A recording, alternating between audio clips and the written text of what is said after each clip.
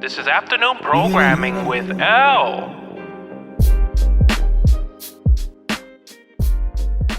What's going on, everybody? It's episode 18 of the Afternoon Programming Podcast.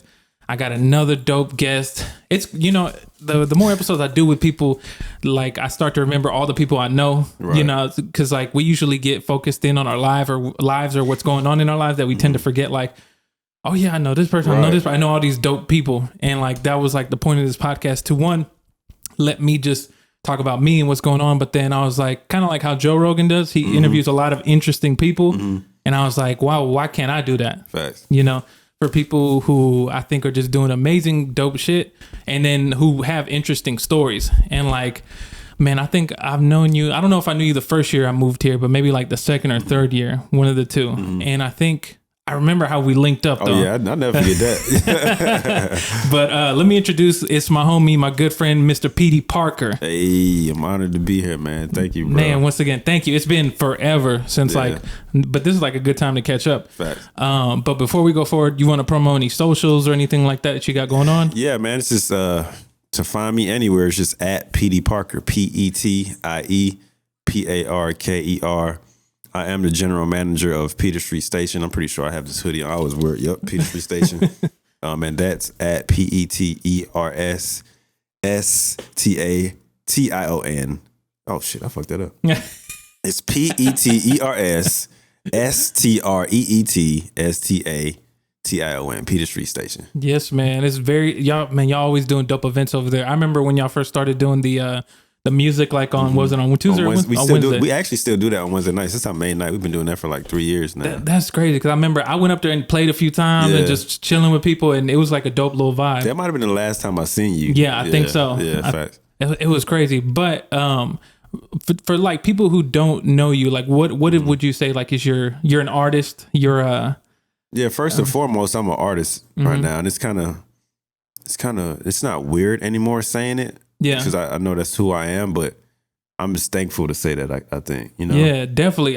Man, it's crazy because I've known you to kind of like go back some years. Right. I've known you when you first donned the Spider-Man mask. Crazy. It's crazy. So, like, I want to tell people. So, the way that I met you was, I don't know, I think it was Evan. Yeah, he had Evan like Raft. a photo walk. He had a photo walk exactly around the city, and he hit like maybe 4 or 5 different spots that he knew of.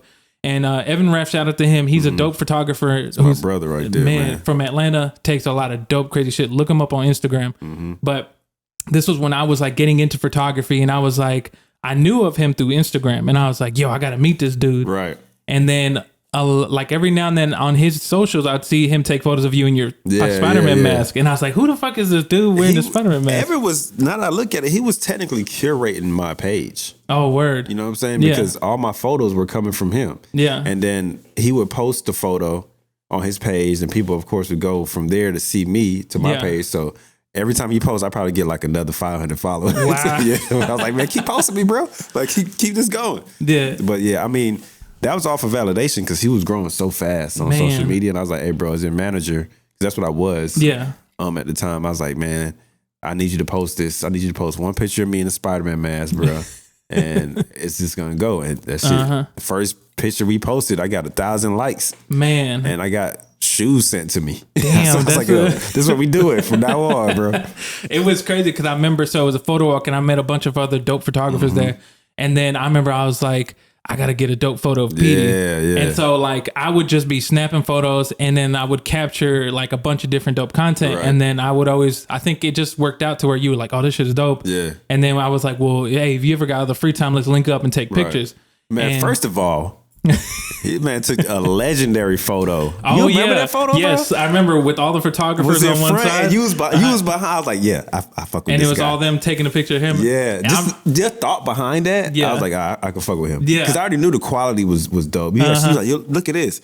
And honestly, the only other person that, like, I know that takes a picture and shows it to me and it's fire before post edit is Evan. You know what I'm saying? Oh, yeah. And honestly, the goal for that situation, and we didn't know it, I think Evan kind of knew it at the time, was to find someone such as yourself for me to work with, because he was getting so busy. Yeah, we was like, and I think that's why he did that. He's so strategic. You know what I'm saying?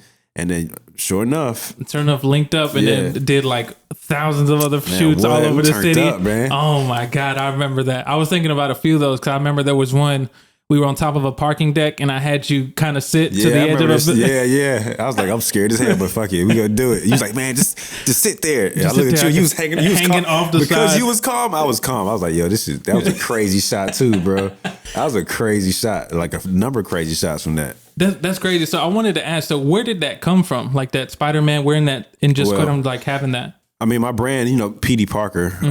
That's not my real name, but at this point, even my family called me Petie. You know what I'm saying? But that came from me being a web designer. Like Spider-Man, Peter Parker, web slinger. You know what I'm saying? So my name was that for marketing purposes. And then when I was managing Paper Frank, I was always behind the scenes. So people would hear my name, but they would never see me. And at that time, I had a corporate job. I was actually married at the time. Wow. I had a corporate job. And that lifestyle really wasn't conducive to what she wanted me to portray and what my job, you know what I'm saying? So like, it was like the weed smoke, a lot of that stuff. So I just stayed out of the camera. Gotcha. And I just kind of kept that going. And with Frank, I became like, people who really wanted to make an impact in the art world, and they like Frank, they would research the reason why he got to where he got. And I would say 95% of it is him. But another 5% is the team he had behind him. And I was a part of that team. Yeah. So people didn't know who I was. And then when Evan came and shot Frank one time, and Evan being the strategic person he knew that I was behind Frank. And he's like, yo, I want to work with you. And then I saw his work. I was like, and it was just, every relationship I got into like that, even yourself, it's just like a mutual thing, bro. Just like, all right, let's work. I want to manage you. Let's work. Yeah. So with Evan, he started to go up and I was like, hey, bro, I'm going to get this Spider-Man mask. I need you to take a picture of me in this mask, like I was saying. And he was like, all right, cool. Yeah. And he just like had such a vision for like, when it comes to street photography and making photos, that it was just easy for him. And it just really just took off. So it really put me in the world of like fashion, like a lot of fashion stuff. But then even though I wasn't this, it put me in the cosplay world too. So I was wearing the mask. So I was kind of like just seeing which one was going to take me as far as I needed it to go. And it's really just a fashion thing, not really the cosplay thing. Yeah. Yeah. It's crazy because I remember, I almost feel like, I want to say, I think I have the authority to say it. I think you were like the first guy I knew who wore like the Spider-Man mask. Yeah. And you remember there was like one point where somebody else in a different city started to do it. Yeah. I was like, I think he's swagger jacking. Yeah, it was lame as hell, bro. I got to the point where I was like letting people have it because it would then even in India it started to pop up, and I was like, I can't do nothing about that. You know, I'm inspiring them. That's cool. Yeah. But then because Evan had such a following that other folks, of course, from all over the world would see it. Yeah. And because he's doing this, they felt like, okay, I can do this to get up there too. So it was a number of people that popped out like all over the place. Like, and it would just be the most random stories. Like, yeah, man, I was a fan of Spider-Man as a kid too. It's been my dream. And in my head, I'm like, bro, I like Spider-Man, but that wasn't really. This is our marketing. I was really a Gambit guy and X-Men. I really didn't care about Spider-Man. You know what I'm saying? Exactly. But now, like when I look back, even that character, it's a lot of similarities. Like we're both from Queens. I was a web designer. In the movie, he was a web designer. Of course. We both had an Aunt May that passed. Like it was just a lot of similarities. That's crazy. So I really like just embodied it. Yeah. Even working with other people, it became a symbiotic relationship. Wow. You know what I'm saying? So like we really needed each other and fed off of each other. And for me to grow, they had to grow. So it's like a lot of parallels with the whole mask thing. Which really made me like really embody it for real. Man, that's wild. So then you were just saying, so you were originally from Queens. Yeah. And how long did you live there before you came down here? Man, I'm a Georgia boy, man. I've been here since I was like, I had my 4th birthday here. Oh, wow. You know so you were young when you got here. Yeah, I moved here very young. Got you. And so like when you first got into web design, was your family anything like into that, or were they kind of traditional? My father was he went to school for architecture, and I think because of me, he actually stopped. Oh, like, wow. When he was about to have me. My family's from Jamaica. Oh, nice. So everybody came over. I'm the only person in my family born here. Oh, so you're first generation, like American. Wow. Yeah. So my father was always drafting. I grew up around drafting tables and all these different tools and stuff. And I would always draw or like really trace, or I'd always have to have something to look at to draw. Gotcha. But my father always had like the technical background when it came to architecture, and even how he wrote was like an architect. It's kind of dope. So it's cool to be doing what I'm doing now and to bring him along on projects. I'm like, yo, what you think about this? Because he's so knowledgeable But I think a lot of my artistic ability comes from my dad, and then my mom, she wouldn't accept gifts from me if I didn't make it coming up. So I had to actually make all her gifts, and looking back now, that's really helped home me too, you know? Yeah. That's crazy, man. That's a crazy like history to have that, and it kind of makes you into who you are now. Yeah, for real, man. That's like super great because I know I come from a family. So like, for example, my mom, she never finished college, but I think she had like 2 years, so she got like her associates. But my pops, he's straight from Mexico, but he never made it past the 6th grade. Wow. Yeah, and he, like back in the day, he's like from the old school, right? You know, he was like drinking when he was like in the 6th, 7th grade. You know, he was he was turning up. You know. And going from like nobody in my family like was really musical or like I would say creative like that. Like my mom, she was very like good at math. Right. She's a translator. She worked at an attorney's office growing up and stuff. And so, and my pops, he was like, of course, kind of like I guess not really stereotypical, but like a typical Latino working in farms, working all these different things, and then.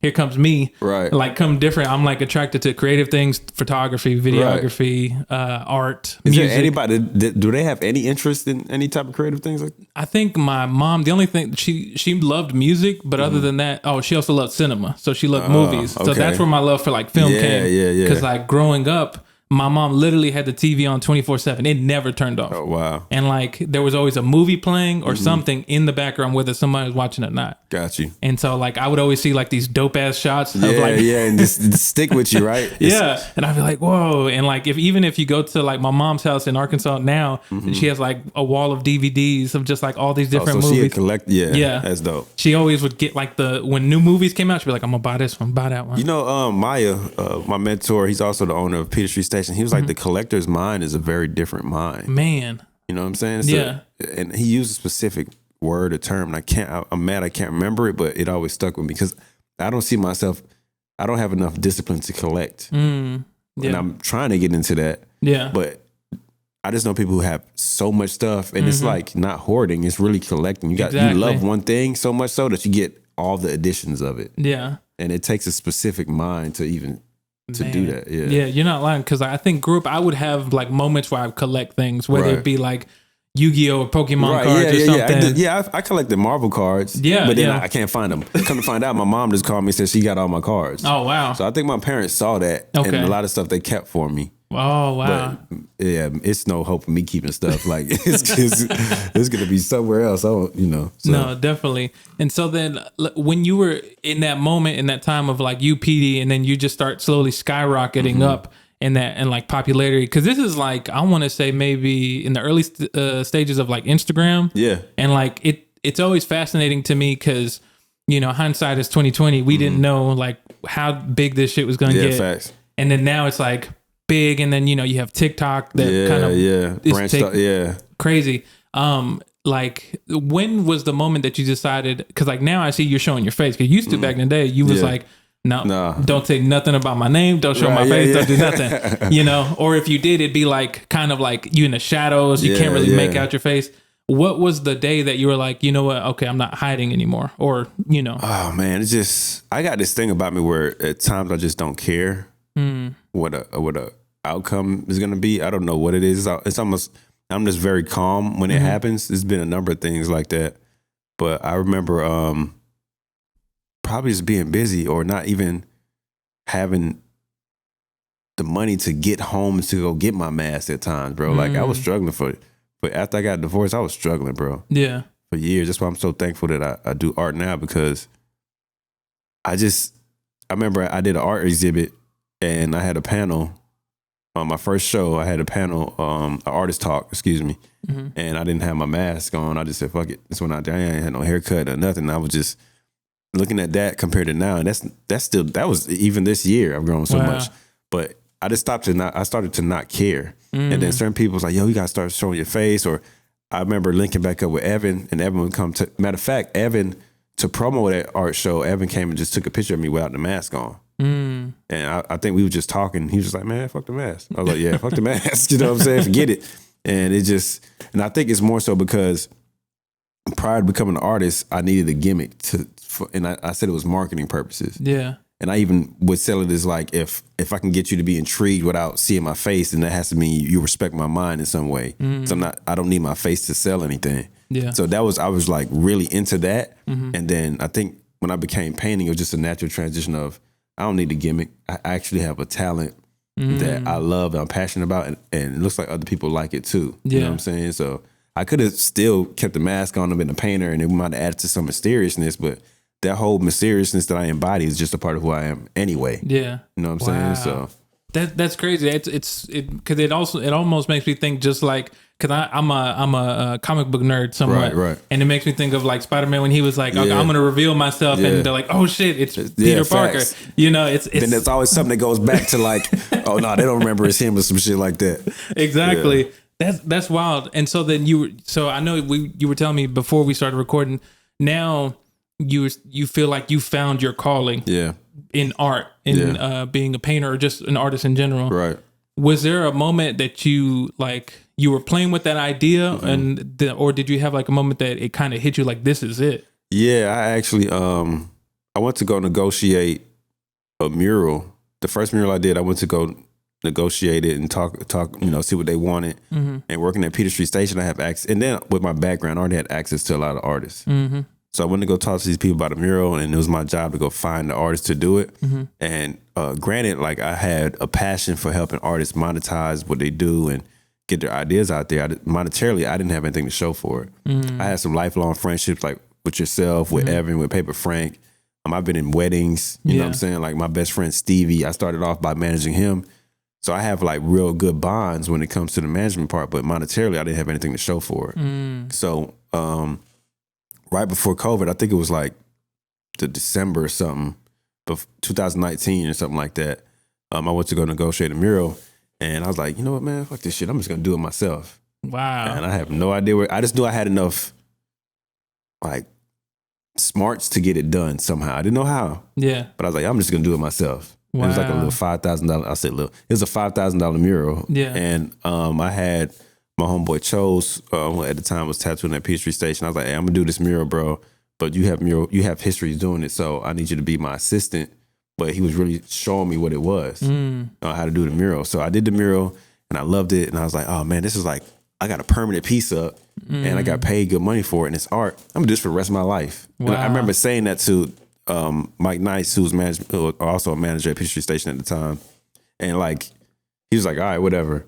And then we had an anniversary show. We have an anniversary show every year for City of Ink. And me being the manager, I didn't have to like submit. I could just put an art piece up. Wow. So I put this art piece up, and the director of Hunger Games bought that shit for 3 racks. Wow. I had it listed for 5. Wow. But then he was like, this is like when pandemic had just hit. Yeah. And then like the whole protest and all that stuff was going on. Yeah. So a lot of people who didn't look like us started to feel bad, and they're just trying to figure out a way to.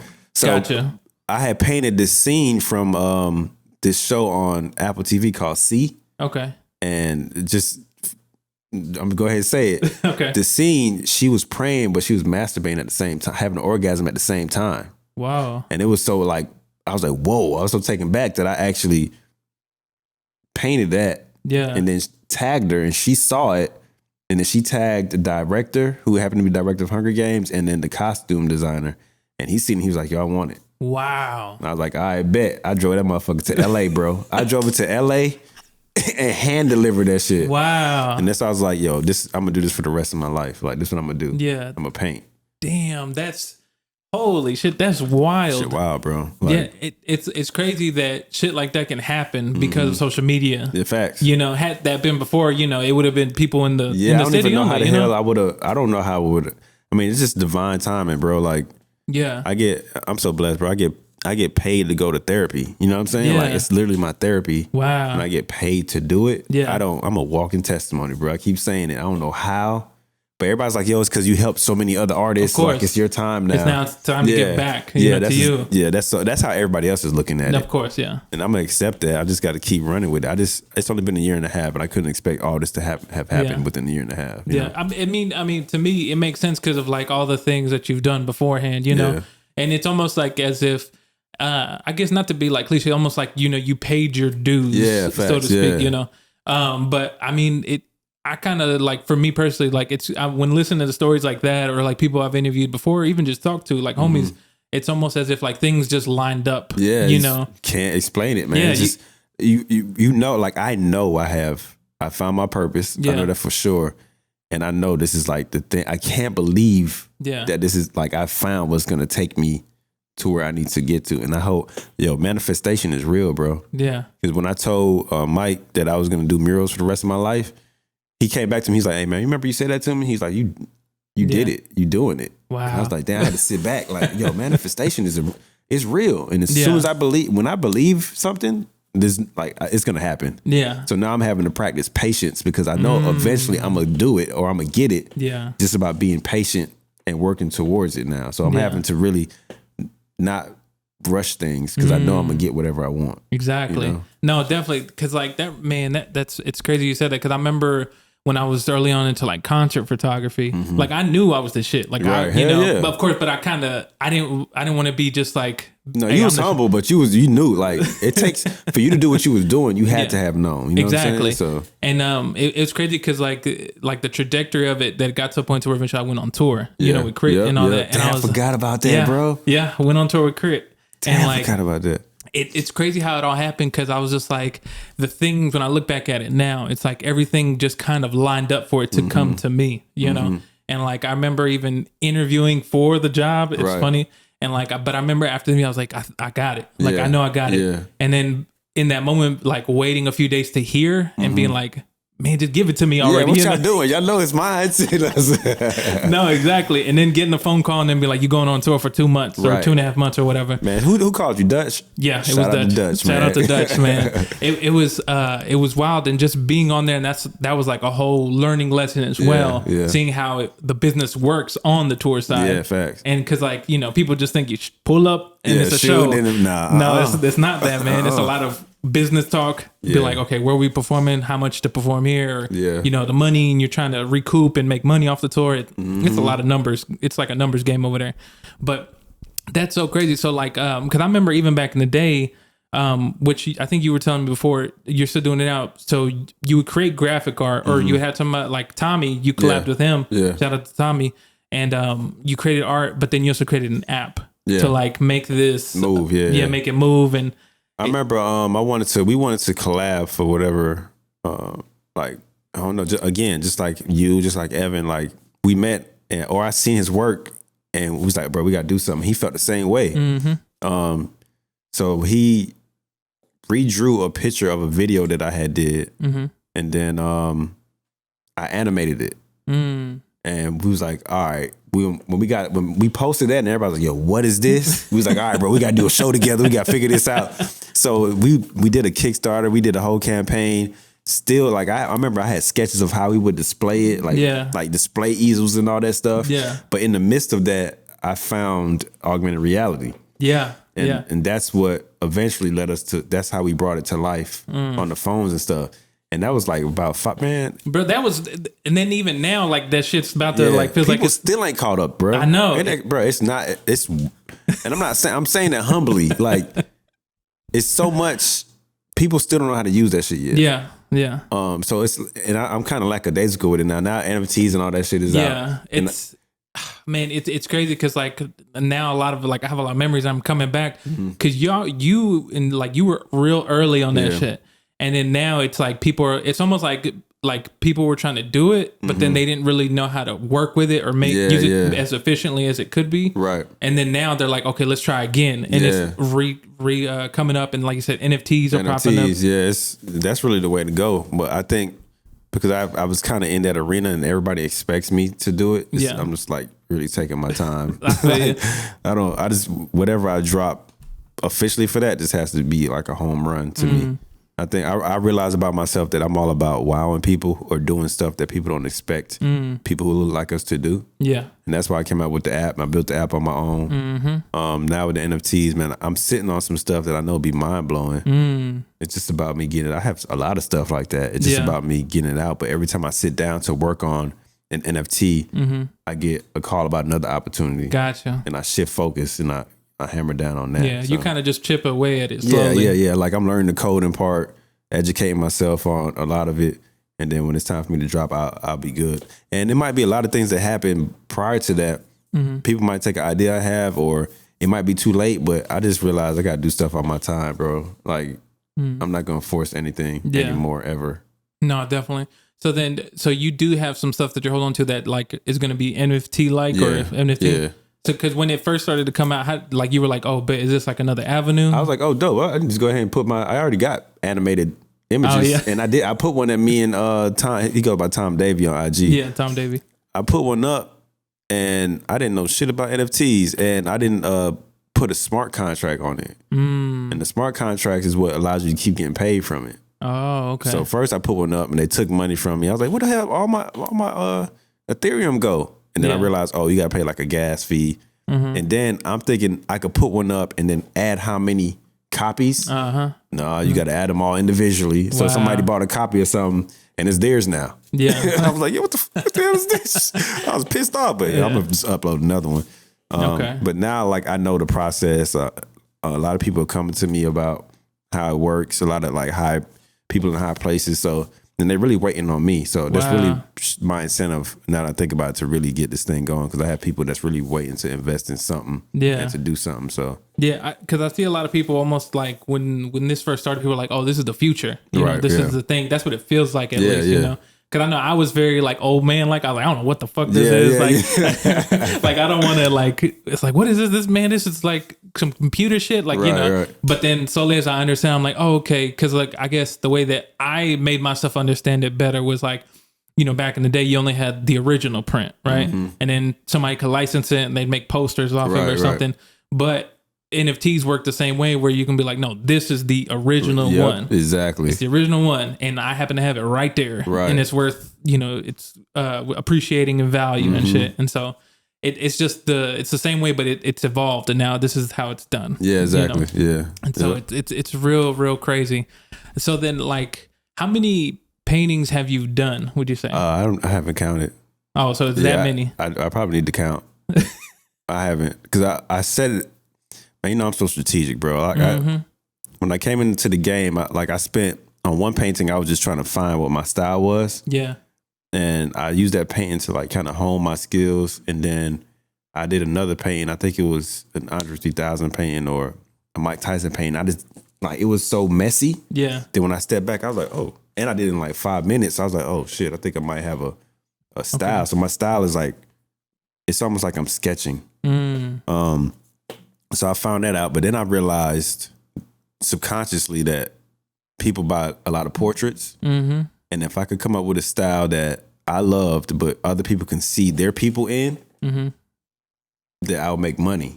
So like I do a portrait, probably the busting up. It's browns, a white outline, and then it's on a black background, and I put glossy black on the black because I like black and matte black.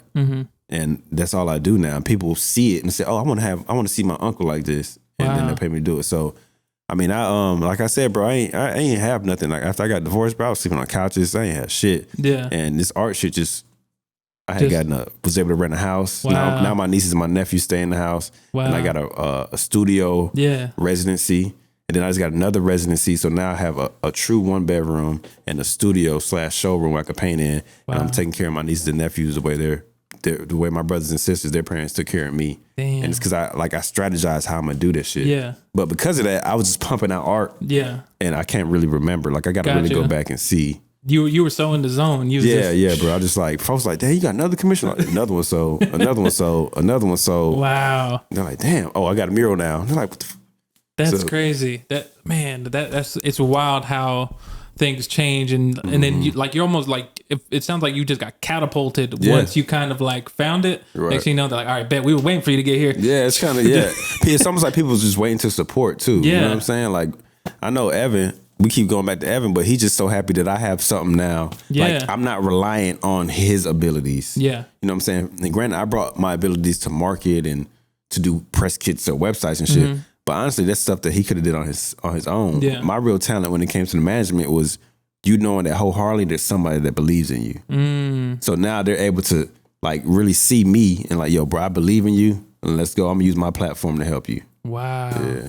That's wild. So Now that you're here at like this point, do you have any like goals in mind for yourself, or is it more so you're just kind of like taking it as it just comes to you? Kind of both, really. I just want to. Maya was like, stay in their faces, and ever since he said that, that's just what I've been doing. Yeah. And I think my goal is just to keep things in the pipeline. I just like having things that I'm going after and then landing them. I'm very hot right now when it comes to the things happening to me that I've been building up for.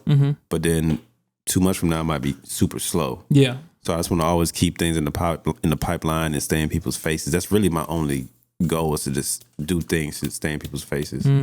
But I do want to, like, my immediate goal from this is to just travel the world, bro, and just create art. Yeah. And just be able to sell it from wherever I am. That's my main goal, actually. Like, I want to get my platform to, I'm in this country and this has inspired me to paint this or create this. Yeah. And that's what I'm going to do. And then I'm actually up, nobody publicly knows this, but there's a place south of Atlanta called Serenbe. Okay. It's about 45 minutes south of Atlanta, and it's like what they call a progressive community. Okay.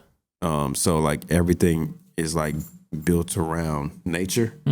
So it's very sustainable. It's a biospheric community is what they call it. Okay. And they picked, I'm one out of 10 artists, black artists, that they picked to come out there and do a RFP, a request for proposal, with the idea.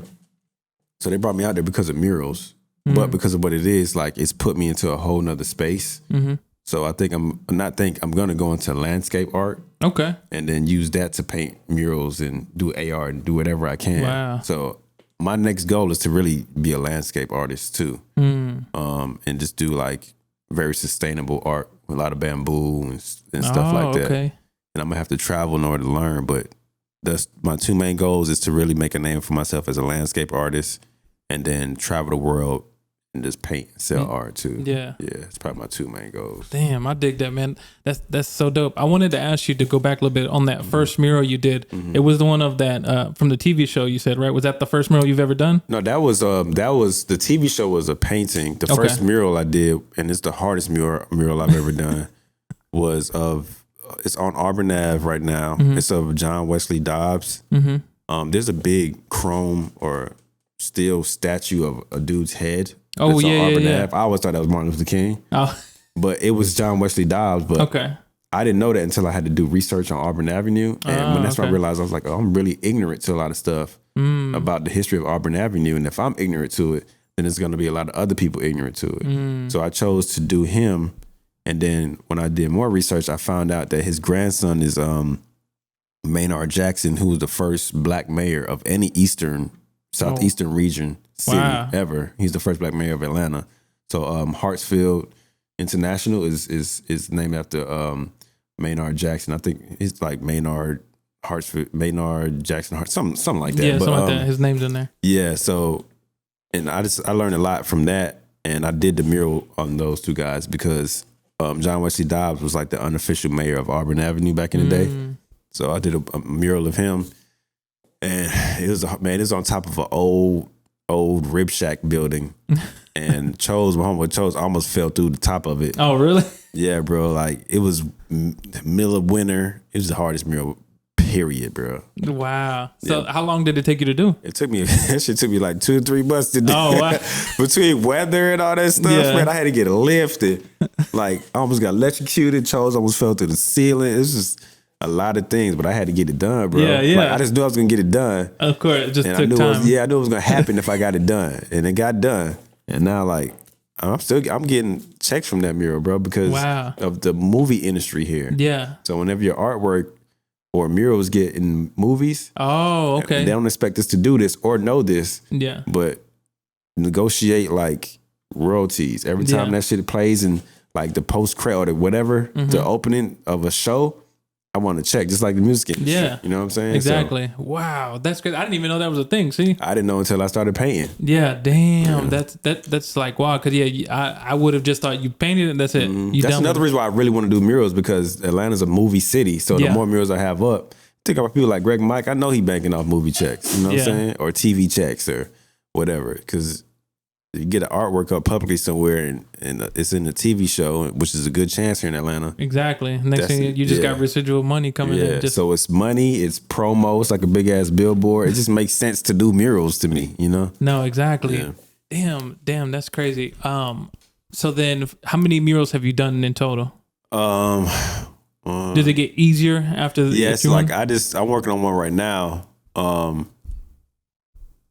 Like right outside of Petie Street Station. Okay. VH1 actually hired me to do it. What? I'm about to be on Black Ink, bro. Wow. Turn up.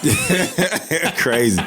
But yeah, I just did that. I painted. Now it's just a bigger canvas to me. Yeah. Okay. And I'd rather work big now. Oh, okay. And I remember a friend of mine told me that. I was like, nah, that seems intimidating. But now it's just something about like I can get wilder. Okay. Yeah. And my style is very wild and loose.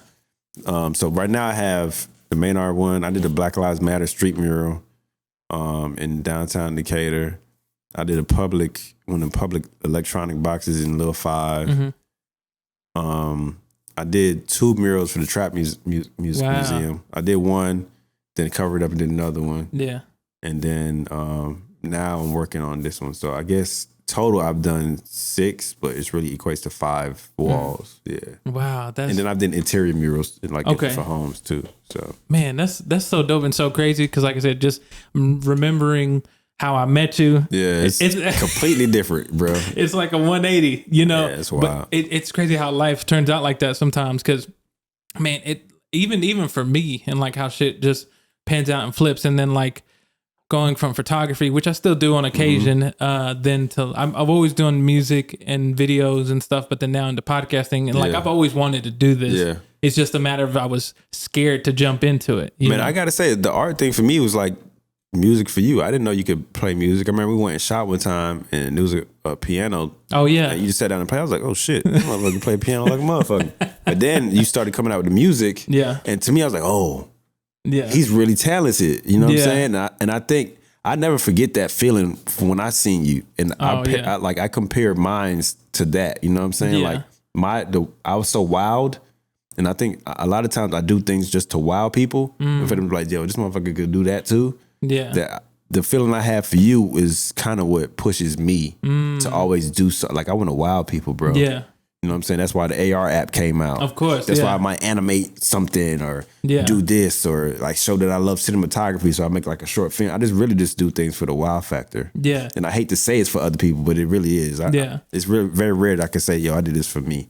I'm always thinking about what other people are going to think. No, definitely. I think I can understand that perspective because I know for me, whenever like I'm trying to create a new song or create a new composition or something and I'm playing, I'm always trying to think of, okay, you know, I've played this before, but how can I spice it up and make it just even more amazing to where like there's even music that like I'll hear, I'll be like, who the fuck made this? Exactly. I wish I would have made this. Yeah, you know what I'm saying? You know? But I'm trying to get to, I think with Maya being my mentor, he's a true artist, bro. So it's like, and I'm such a strategic thinker that it annoys me sometimes. Like I really wish I could just create for me. Yeah, just for the sake without, of it. thinking what other people are gonna think. You know what I'm saying? I think it's so necessary to me to market myself that I'm always thinking about, all right, I'm gonna wait to paint this because I need to record this in this manner so people can see it. And I'm really eager and excited to get to a point to where it's just like I'm just pumping out shit just because I just need to. Yeah. And I'm not worried about what other people think. For a while, it came from a place of necessity of having to do something. I can't waste my time doing something where I'm not making money. Yeah. But now that I'm really an artist, I want to like get to a place to where I can just like create something and not even show nobody. You know what I'm saying? Yeah. So everything I create, I feel like I got to show it to show people like, yo, this motherfucker's doing this. You know what I'm saying? Like I'm all about the showing evolution and growth. Yeah. But I think that's why I want to travel and just kind of be gone. Yeah. So I could show some things, but then I know I did this over here.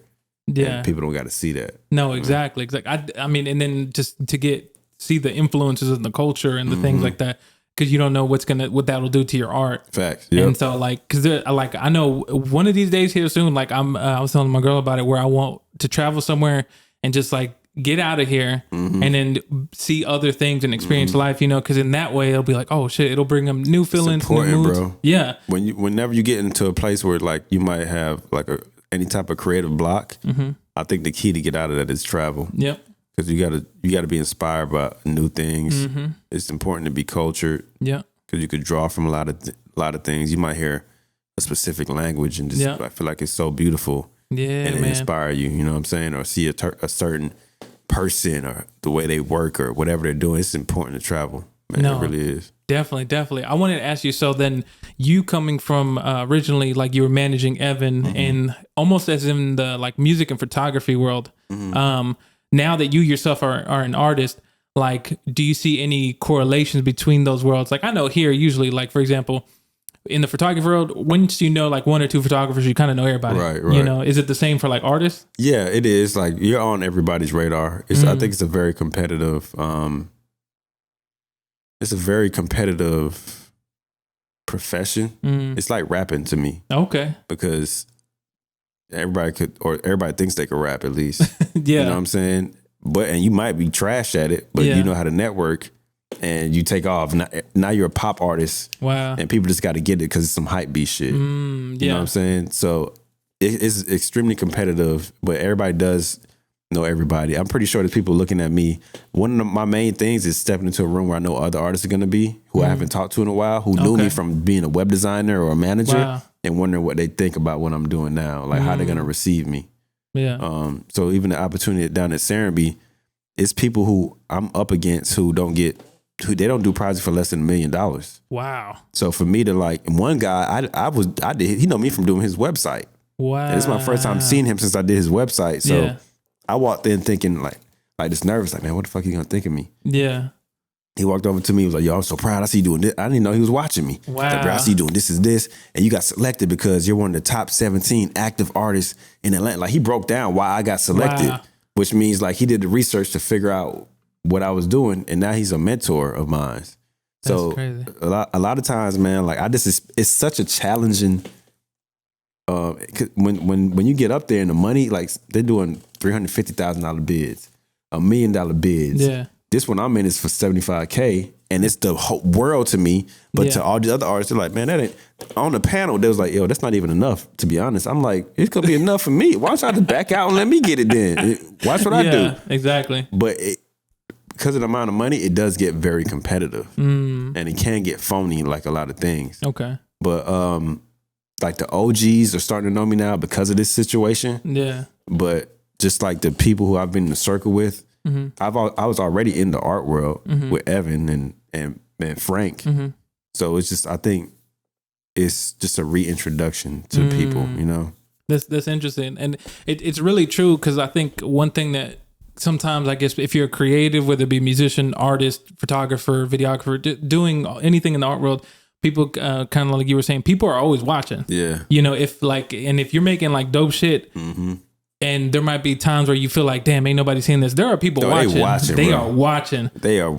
If they're not watching and being like, oh shit, they're watching because they like what you're doing, they might try to take some of that shit from you. For sure. And I'm always like, I just know it's gonna happen with my style. I'm waiting to see it happen, but at the same time, man, it's, you know, it's the ultimate compliment is when you inspire somebody. Exactly. You know what I'm saying? They might show it the wrong way by taking something and not giving you credit or whatever, but I think that happens, and for me, I just got to be prepared to like understand that I might be at a point to where that's going to happen, and it's really about how I choose to look at it.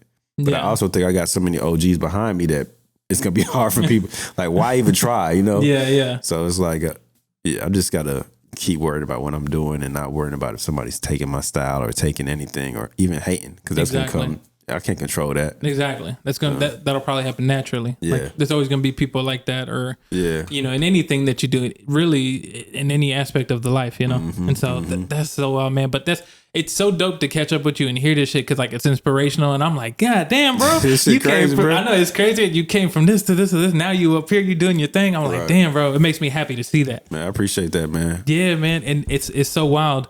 But I think it's a good note to end it on here, because like. This, I think people, if you're a creative or something like that, this is like such a great talk to listen to. Right. To especially just to hear everything that you've talked about, of where you were from, where you came from, the things you went through, to now you're here and you're just like your trajectory is like going up. Thanks, bro. Yeah, man. It's so inspiring, because like I remember, I think, because like sometimes I always think, maybe I should run in these streets again and take photos. Yeah. But then I'm like, I don't know. I ain't gonna lie, we want you to. Like, I know, man, hey man, you a photographer? And you come up like, man, I ain't gonna waste his time. Yeah. You know what I'm saying? No, there's still folks hitting me that I linked you with. Yeah. You know what I'm saying? It's like, yeah, I think I'm a cop. Like, all right, it's on you. You know what I'm saying? Don't use me because I don't think he's there. And I ain't about to force nobody to be somewhere they don't want to be. Yeah, you know exactly. Because like, I think because I think for me, what happened recently, like with doing like this West Side Gun stuff, I was just like, man, I think my kind of like how you saying, like my values just shot up. Yeah. And like, I'm like, well, now I want to be real selective, almost like you as an artist, to be like, well, I'm not going to shoot unless I'm one, like drawn to it, or one, the money is like worth it. Yeah. Because at some point, there comes a point in every artist's career where they're like, sometimes you kind of feel like you got to do it for the money, but then you get to a point where you're like, I don't have to do this for the money no more. Right. Now I can be selective and be like, I'm only going to do one or two over here, and then go over here and just be real selective to where it's like special. Yeah. And that's what it's all about. And then of course, sometimes life happens and you get pulled to other areas. You know? But I come back every now and then. Man, it's kind of funny, man. It just popped in my head, but I hate to use this. But when you start off, you're just hungry. Yeah. You know what I'm saying? And then you get to the point where it's like, I'm hungry, I do this. Then you get to the point where you're eating. Yeah. And then you get to the point to where you just want to shit in peace, bro.